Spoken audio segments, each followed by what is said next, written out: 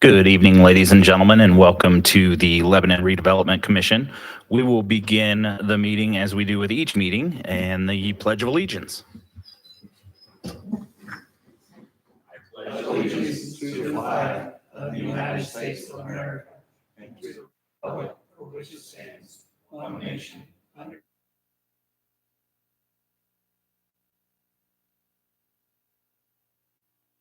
All righty, thank you, folks. Just a quick note, we are missing only Dr. Taylor this evening. He is excused. I see no old business on our agenda, so we'll move directly to minutes. Tanya clued me in. It's not that old. It's only less than a month old. So I believe everyone got a copy of the November 12th minutes. If there's no discussion on that, I would entertain a motion. I'll second it. Got a motion and a second. All those in favor, please signify with an aye. Aye. All those opposed, same sign. Motion does carry. Perfect. So then moving on to our new business. First item up this evening is Resolution 2024-08, and this is the resolution confirming a declaratory resolution and approving the economic development plan. Who's talking first? Ben, take it away. Hey, I'll give it a shot. This will be quick, and then I'll turn it back over to Mr. Shine. So this is one of the steps in a multi-step process to set up an economic development area for a TIF district. This has already been in front of this commission once already for the declaratory resolution. So it's gone through a couple other steps through the Planning Commission and Council. And now the RDC is the last stop in the creation of that EDA. So that is what this confirming resolution is tonight, is that last step in the process to establish that EDA. That's all I have unless there are any questions. Thank you very much, Ben. Any questions from the commission? Yes, I should specify this is for the LEAP Phase 1 EDA. Rob, we're going to read into the record. Yeah, thank you, President and Commission. So just as a refresher to what Mr. Bontrager said, so this is one of the last steps in setting up the allocation area for the LEAP Phase 1, and it was announced, this is the property that's located with the Meta Facebook area at the council meeting on November 25th, 2024, the last council meeting. And so there will be a public hearing for this. So if you'd like, I'll just go ahead and read it into the record, and then we can open the public hearing on that. So Resolution 2024-08 is, again, confirming a declaratory resolution and improving an economic development plan. On November 12, 2004, this commission approved and adopted Resolution 2024-06, which is attached to this resolution, and that's defined as the declaratory resolution, which declared an economic development area to be known as Project LEAP Phase 1 Economic Development Area, which also developed the entire economic development area as an allocation area pursuant to Indiana law, and that's defined as the act, as well as adopted an economic development plan, and that's defined in this resolution as the plan. November 18th, 2024, the Lebanon Plan Commission approved and adopted its order number 2024-01, determining that the declaratory resolution and the plan conform to the plan of development for the city of Lebanon, and designated the resolution as a written order approving the declaratory resolution and the plan as required by Indiana law. The Common Council of the city on November 25th, 2024 adopted its resolution 2024-37, which approved the declaratory resolution, the plan, and the Plan Commission order. The commission has received the written orders and approval as required by Indiana law, and it's will have a public hearing on this date. Pursuant to Indiana law, the commission's also filed with appropriate taxing units within the allocation area, a copy of the notice of the public hearing. The commission now desires to take final action, approving the plan, confirming the declaratory resolution in accordance with Indiana law. Therefore, be it resolved, this commission, after considering the evidence presented hereby confirms the findings and determination, designations, and approving and adopting the actions contained in the declaratory resolution. The Commission finds and determines that it will be a public utility and benefit to proceed with the proposed projects set forth in the plan, and the plan is hereby approved in all respects. The declaratory resolution is hereby confirmed, and this resolution constitutes final action and shall take effect immediately upon its adoption by this Commission. Thank you, Rob. So that item is read into the record. And as you heard, this does have a public hearing component. So we will officially open the public hearing. If you have any comments, please feel free to step to the microphone, state your name, occupation, blood type. None of those. Seeing no sudden movement to the microphone, I will close the public hearing. So the public hearing has officially been opened and closed. Any final questions, comments, concerns from the commission? So with that, I would entertain a motion on resolution 2024-08. I'll make a motion, we approve resolution 2024-08. We have a motion to approve. Do we have a second? Second. We've got the motion and a second. All those in favor, please signify with an aye. Aye. All those opposed, same sign. That motion does carry. Thank you, folks. Moving right on to then resolution 2024-09. And this one is in regards to pledging certain TIF tax increment revenues from Project LEAP Phase 1 allocation area to the payment of waterworks bonds. And Yeah, Mr. President, if I could address, and then we also have Annika with Baker Tilly if you have any questions. So just as a way of refresher, so the confirmatory resolution that we just approved again concerns the area in LEAP, which is the Facebook Meta area. So as part of the incentive package that was approved by the council, there was certain tax abatements, real property tax abatements, personal property exemptions that were approved by the city council.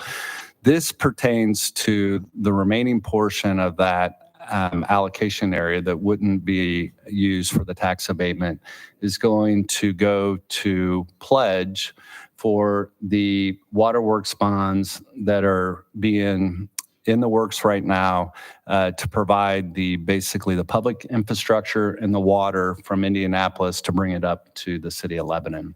And I can go through and read it. In fact, Citizens Energy Group's closing is scheduled for tomorrow.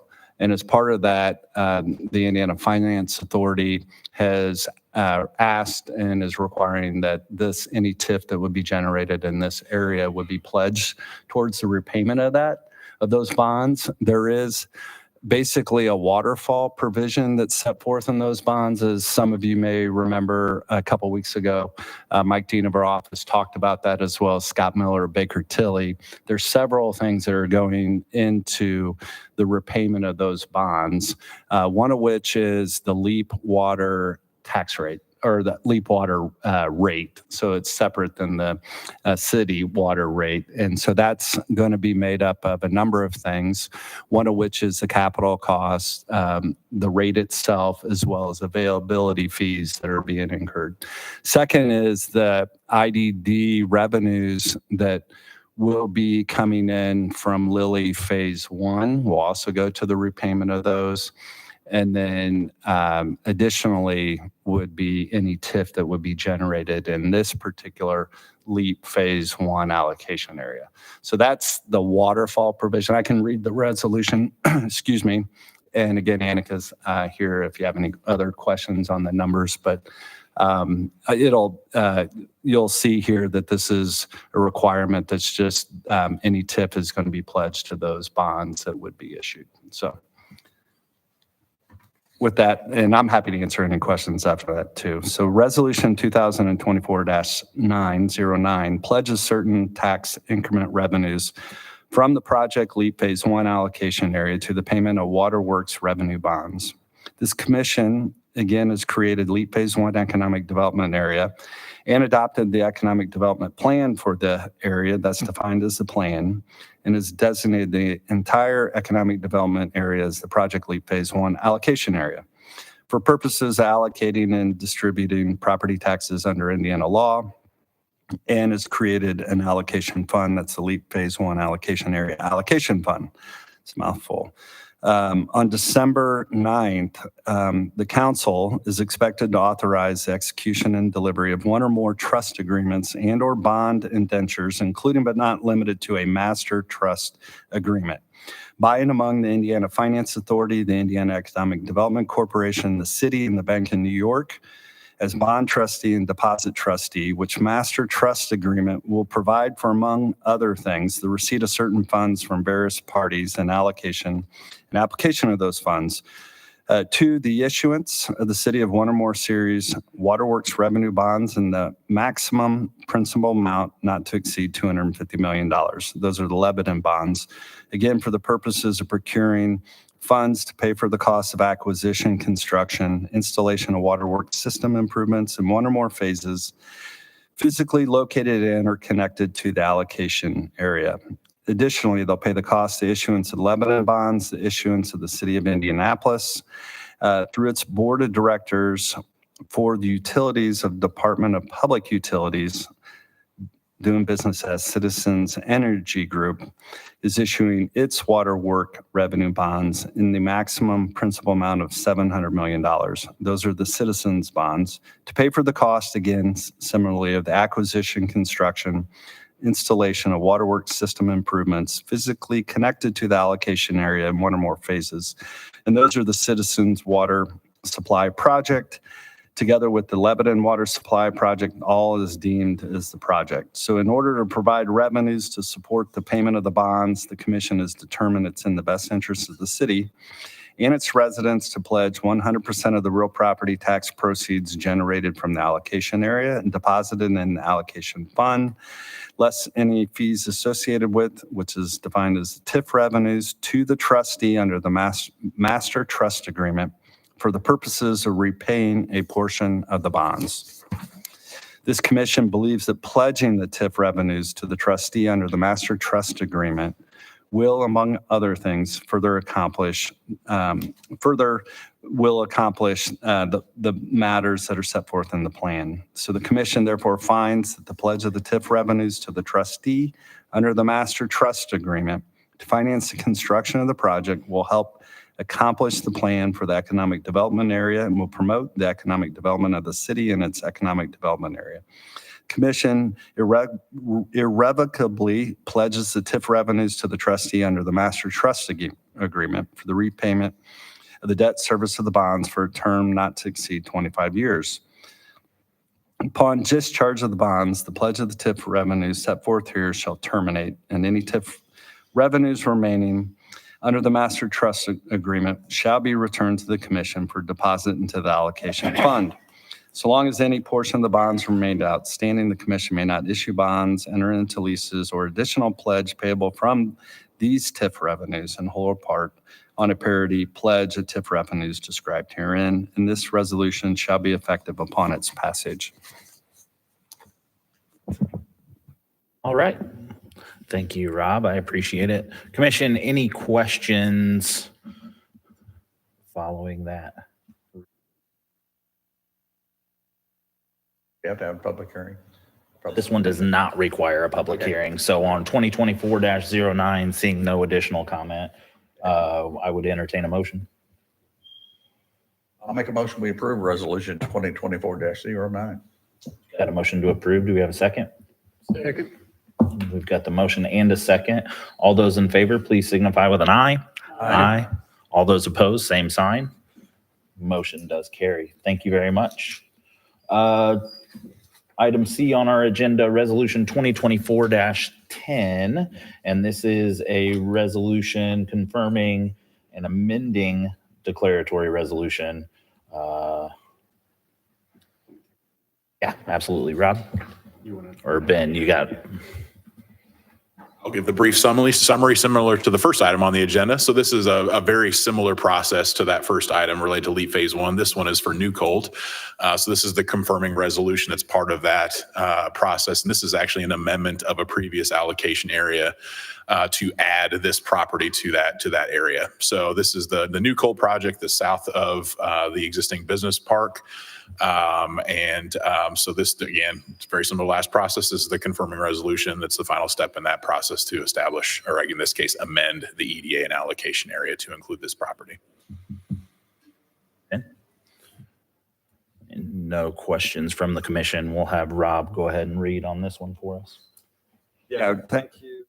President Commission, I was just dovetailing what Mr. Bontrager said, and that the total cost of this project is estimated to be $424 million, to be funded, approximately $20,500,000 at a later date, to be funded from the commission in some sort of a bond, but this is one of the steps needed to get to there.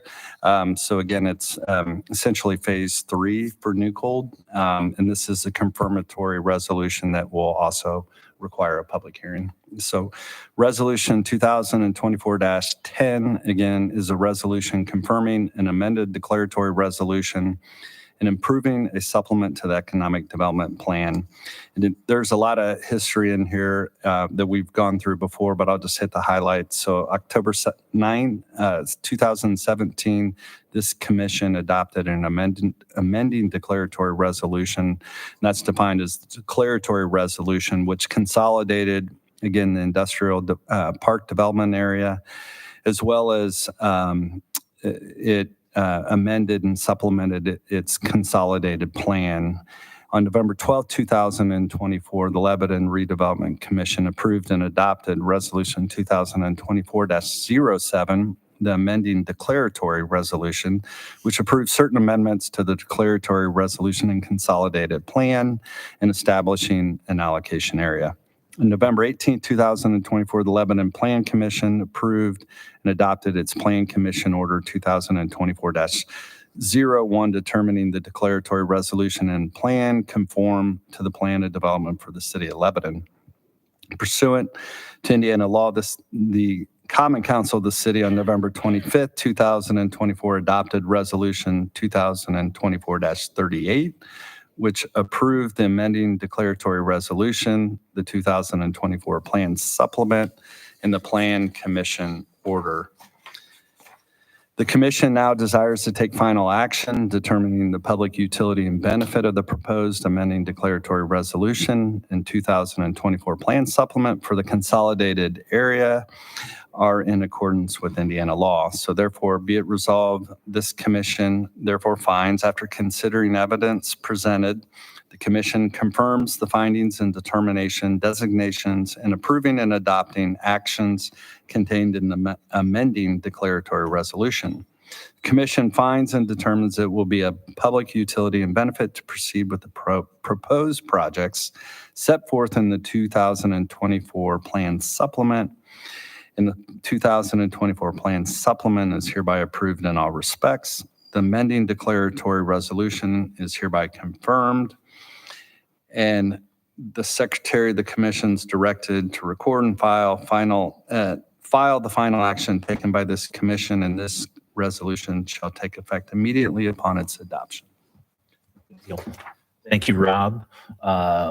We'll go ahead and open the public hearing on this item as well. So the public hearing is officially open. If you have any comments on this item, please feel free to step to the microphone. Still no sudden movements, so I will again close the public hearing. So the public hearing has been officially opened and closed. If there's no final thoughts from the commission, I would entertain a motion. I'll make a motion to adopt this resolution 2410. All right, we have a motion to approve. Do we have a second? Second. We have a motion and a second. All those in favor, please signify with an aye. Aye. Aye. All those opposed, same sign. That motion does carry. All right, so that takes us to one of our last items on the agenda here. This is in reference to 124, 126 North Lebanon Street. And Ben, I think you have a little bit of info for us, correct? Yeah, I thought it might be helpful. I know commission members have had a couple of months to review the two proposals that we received and opened in a couple meetings ago. We also did have a chance to have a work session and invite in the two responders and went through some information with them as well. But I thought this is the first public meeting where we're reviewing these two proposals. Thought I'd kind of hit some of the highlights of each of them. And certainly then if you have any questions, we can go through those. I think if we can go to the computer screen, I'll start first with the A.T. Vaughn proposal and just talk a little bit about what they're proposing to do. This just gives you some of the highlights of the facade work, the extensive facade work that's going to be necessary regardless of the proposals that we look at here.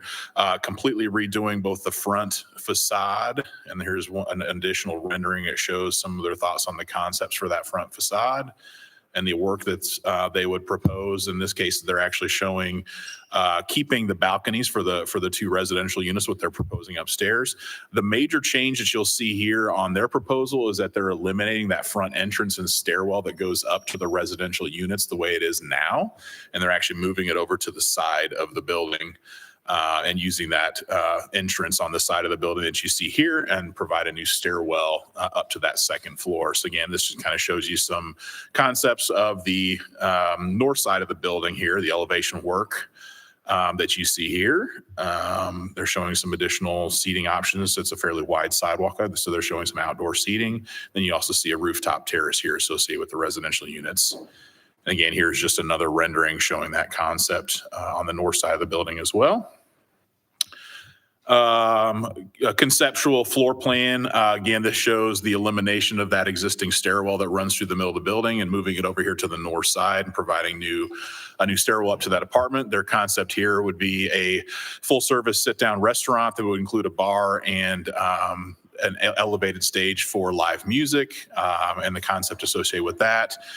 They put together some numbers for us that show both fixing up the building and preparing it for this potential tenant, and the number of them that they're working on that might be potential tenants here. And so that's the extent of the first floor. This is all associated with that large sit-down restaurant. And then on the second floor, you might recall there right now are 3 residential units on that. There is one large one and then 2 small ones. What A.T. Vaughn had proposed was to convert this into 2 large residential apartments, to two 2-bedroom apartments that you see here. Again, you can kind of see that new stairwell that comes up into that upstairs hallway from the north side of the building, and then also the access to that rooftop terrace here. So that would be their overall proposal. Again, I'm going through this relatively quickly, so if anybody needs any clarification, I think just stop me. But I know you guys have looked at this before. So that is their proposal in terms of the concept for the building. So switch now over to the Dynamis development proposal. Just show you again some of those conceptual elevations, just some minor differences. Again, that Dynamis had proposed keeping that front entrance, east entrance for the residential units, and that's in this center that you see here. And they're actually eliminating the upstairs balconies. And this is actually a little bit more accurate in terms of historically what that building looked like on terms of that upper floors with the solid front there. So that's what they were looking at. And again, you can see some of that north side. They've shown a couple different concepts here. For the first floor, one would be that they would have 2 large commercial spaces and one that would have 3 spaces. And that's what you see here represented here as an additional entrance for a 3rd commercial space on the north side of the building. Just some conceptual first floor plans. Again, as I mentioned here, this would be representative of the 2 larger commercial spaces that you see here. And this shows you an idea of what it would look like perhaps if you had a larger commercial spaces on that south unit and then split up that north unit into one commercial space that had frontage on the east side of the building and then a smaller tenant space that would front on the north side of the building. Another difference here between this one and the previous one, they're actually looking at converting the upstairs 3 units into 4 smaller units. So 4 small 1-bedroom units, as you see represented right here. Again, using the same stairwell accommodations that are there now. They would convert from 3 to 4. And the other one was converting from 3 to 2. So there's a couple of differences you see in the concepts here between the two. Overall, there's an extensive facade work on all 3 sides of the building. And extensive work on the inside. As you all know, this building needs quite a bit of work. what I thought I would finish with, and then we can turn it over for discussion and questions, is I had sent this to you as well. A quick project cost comparison between the two proposals. I break this down. The top line is the building offer price, and A.T. Vaughn had offered $49,750 for the building. Dunamis Development had offered $100 for the building. And then going down, I tried to make sure it was an apples to apples comparison. So I took the numbers that they provided to us and put them in general categories. So the next one then is construction costs, hard construction costs, investment in the building.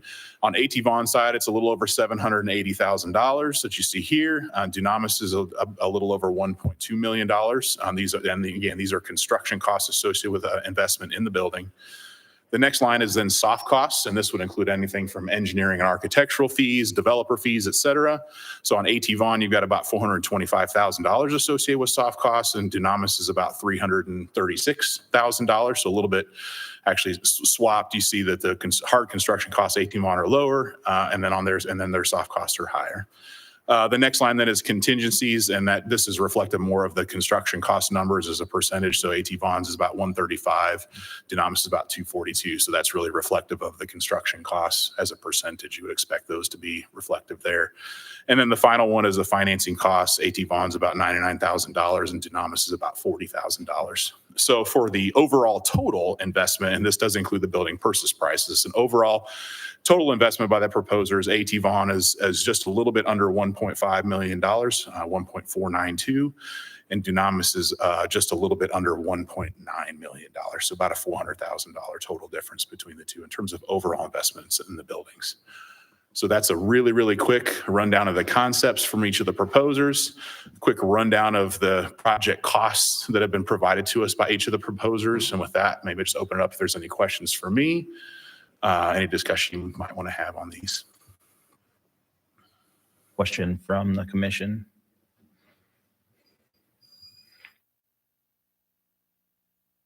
Thank you, Ben.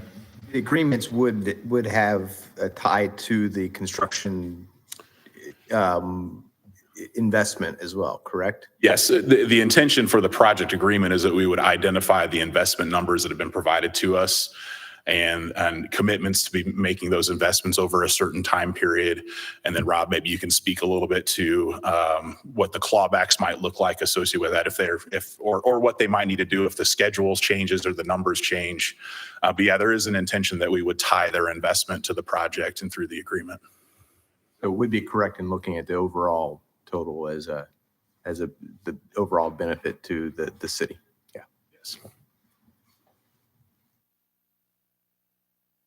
Yeah, if you'd like to. Yeah, Commission, I'd also, I mean, I know it's been some time with this project in the works, and it's somewhat we were here about this time last year going through these things. So what I'd like to do is just remind the commission of the statutory requirements. And then certainly if you have questions, as we went through this process about a year ago, we were working on a purchase agreement and economic development agreement that, as Mr. Bontrager was talking to, and to your question, Commissioner Parks, to address, whatever incentives that the offer or in this case, the two bidders, were seeking, whether that was through other grants, to try to, again, look at those as well as timing of the project and total investment of it, and to be able to make sure that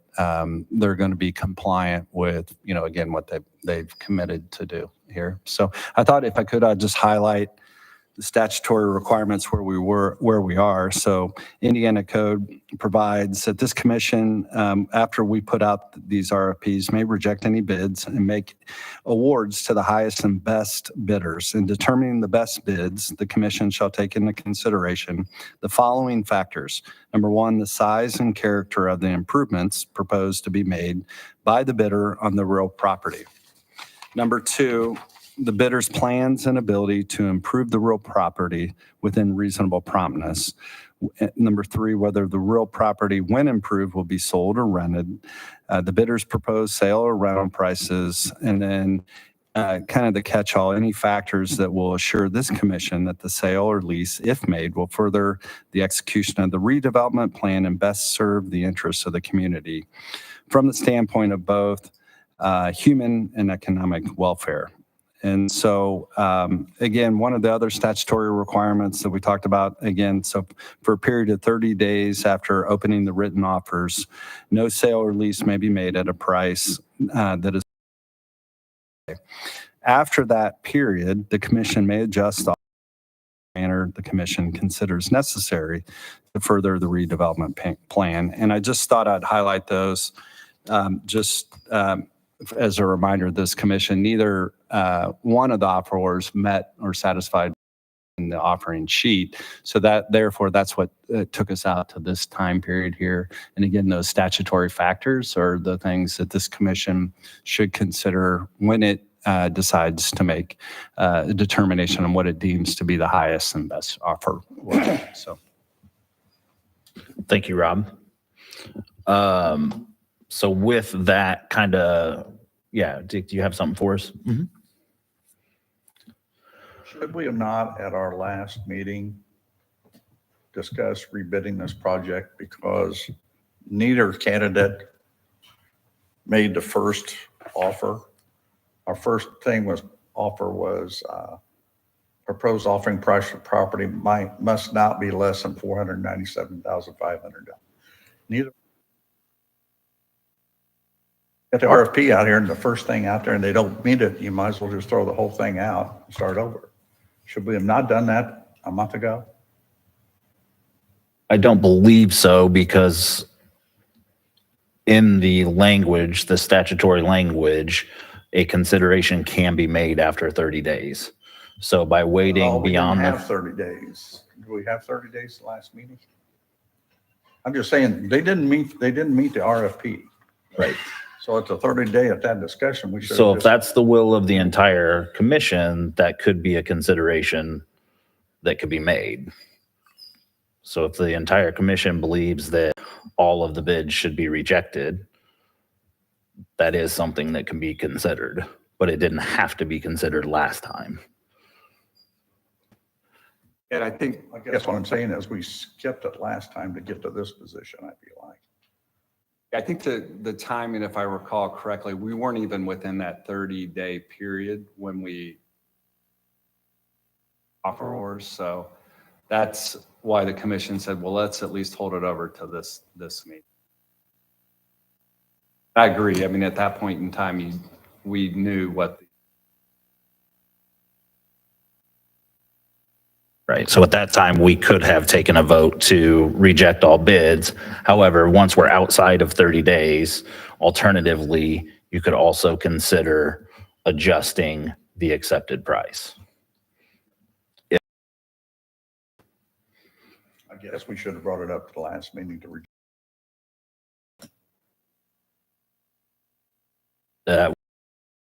That's not a requirement. Somewhere down the line, you got that opportunity to do that. Yeah. So Yeah. it should have been at the last meeting that we should have that opportunity to reject all the bids. You can still do it at this meeting. We're not saying that because we waited beyond 30 days, you have to accept one. That could still be a decision the commission makes tonight to reject all bids. Correct. So that's not off the table because we waited past 30 days. You could still make that decision. Correct.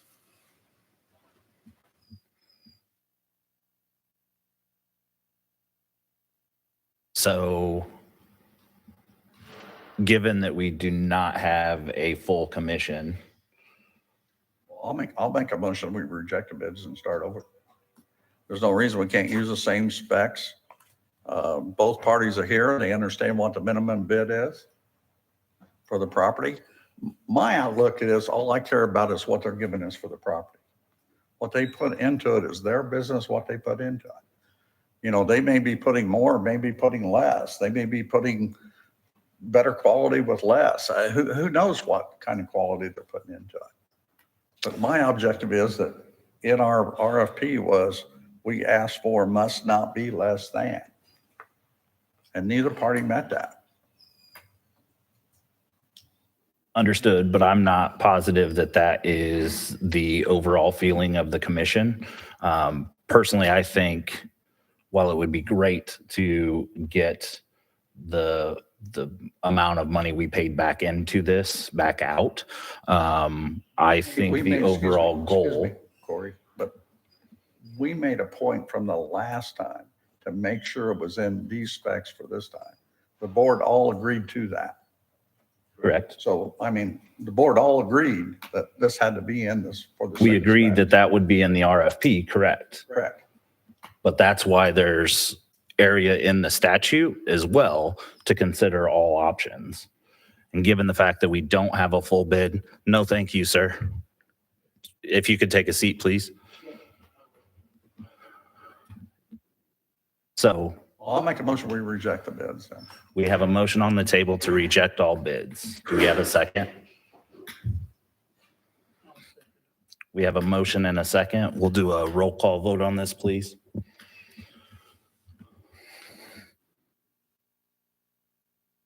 Nay. Keith Campbell. Yes. Bob Taylor's not here. Oh, It's 2-2.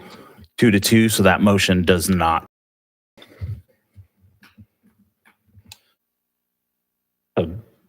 Maybe just a couple things on the idea of rebidding. One, I think the question the commission maybe has to ask itself is if we'll get a different response. If we rebid, there's a reason they bid the number that they did, and that's because they have to look at the end of the day, whether this project pencils or not. If they look at the significant amount of money that has to go into the facade of the building, and then they're looking at the return on investment, they're really backing into that number in the purchase price. That's why they made the number they did, not just to get a good deal on a building. A couple other things. Also, if we chose to rebid, of course, we're looking at probably another 3 to 4 months to do that. We're really putting a grant that's on the table from the state in jeopardy because it has to be spent by the end of 2025. So if we do that, essentially that grant's going to be off the table. That money goes away because there's no way they'd be able to finish it by the end of the year. So just a couple things just to consider. Also to the idea of the offer price that was in the RFP, that's a legally required Indiana statute requirement. So while the RDC may have chose to add it, we would have had to do it anyway. That's Indiana statute requires that minimum bid price in that offer, in that.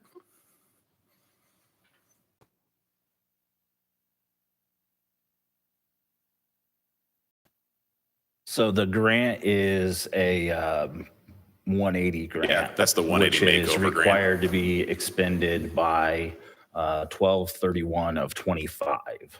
And that grant is related directly to, I believe it is linked straight to windows and masonry Brick, work yeah.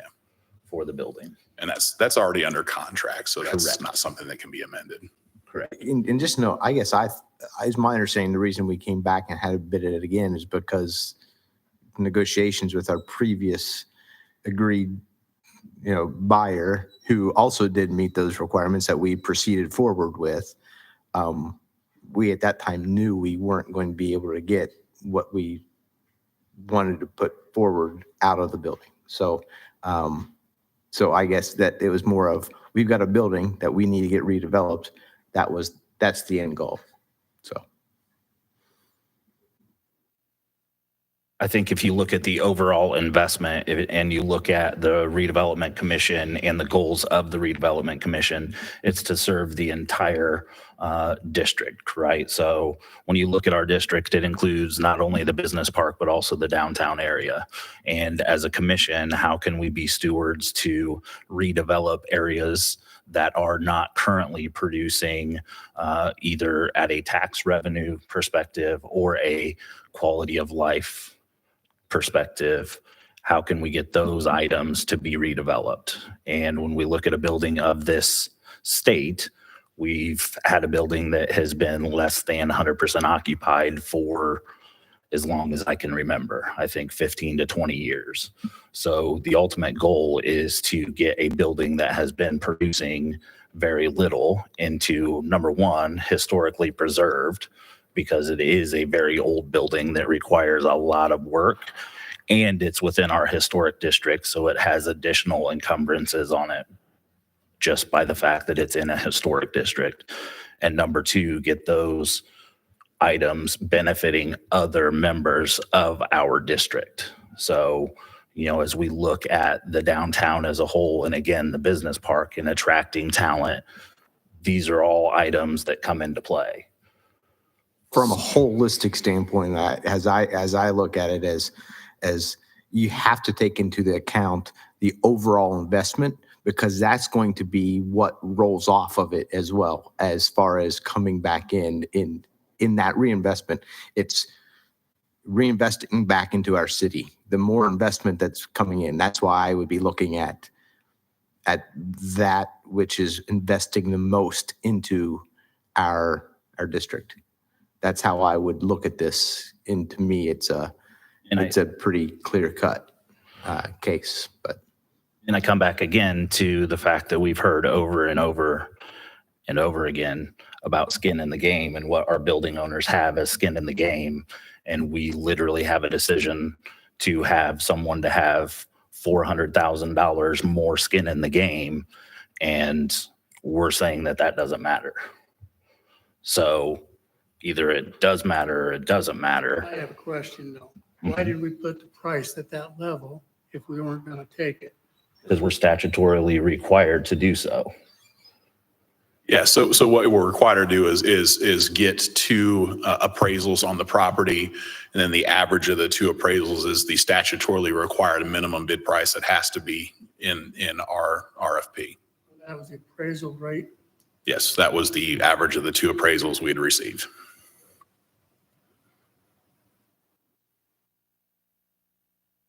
So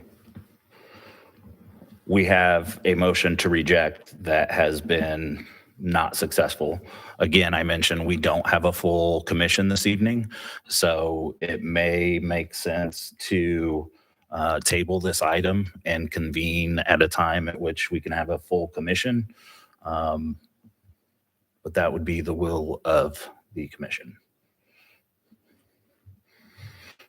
Or we could entertain a motion of a different manner. Well, I'll make a motion, we approve Vaughn and Associates, and I'm only basing that on the amount of money that they're. We have a motion to approve A.T. Vaughn. Do we have a second? Second. We have a motion and a second. Again, I'll call for a roll call vote. Nay.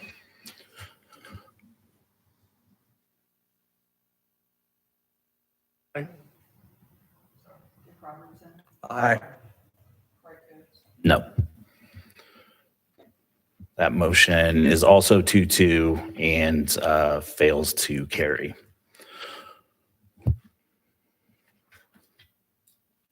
So at this point, my deductive reasoning skills indicate that we have two options on the table. Would be to table this item, the other of which would be to entertain only other motion that has not yet been entertained in regards to this item. With that, I would actually make a motion that we table this item until a meeting in the future. I'll second. We have a motion and a second. All those in favor, please signify with an aye. Aye. All those opposed? did you guys vote? Because I'm still considering. Do you want to go to roll call? We'll do a roll call. Do a roll call. All night long. Yes, I so we have a seconded, motion and so- a second to table, so this is, I'll say yes. Keith Campbell,